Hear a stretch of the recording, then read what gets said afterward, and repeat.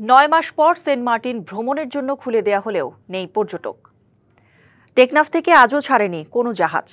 পুরো নভেম্বর জুড়ে নেই রাত্রি যাপনের অনুমতি। মানতে হচ্ছে আরও বেশ কিছু বিধিনিষেধ। দীর্ঘ সমুদ্রপথ পাড়ি দিয়ে রাত্রিযাপন করতে পারায় এই প্রবাল দ্বীপে যেতে নিরুৎসাহিত পর্যটকরা। যাত্রী সংকটের কারণে চলাচলের অনুমতি থাকার পরও কোনো জাহাজ সেন্ট মার্টিনের উদ্দেশ্যে ছাড়েনি।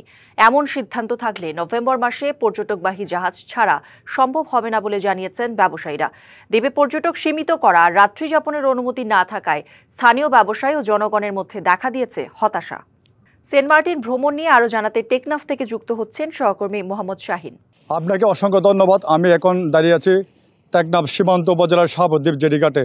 আপনারা জানেন গত 1 নভেম্বর থেকে সরকারের পক্ষ থেকে সেন্ট মার্টিন জাহাজ চলাচলের সিদ্ধান্ত চালু করা হয়েছে এবং যে কক্সবাজার শহর থেকে সেন্ট মার্টিনগামী যে জাহাজগুলো চলাচল করবে সেখান থেকে যাওয়ার জন্য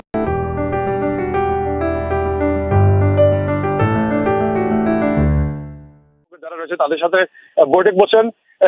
জাহাজ কর্তৃপক্ষের যে বিষয়টা জানিয়েছেন সেটি হচ্ছে নভেম্বরে তারা জাহাজ চালাবে না, ডিসেম্বর জানুয়ারি থেকে তারা জাহাজ চালাবে।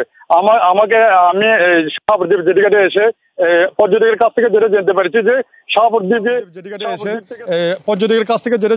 যে শাহাবুদ্বীপ থেকে সেন্ট মার্টিনে গেলে তারা অতি সহজে ওইখানে পৌঁছতে পারবে এবং এখানে ঘুরে টুরে তারা অনুভব করে আবার পুনরায় টেকনাফে চলে আসতে পারবে।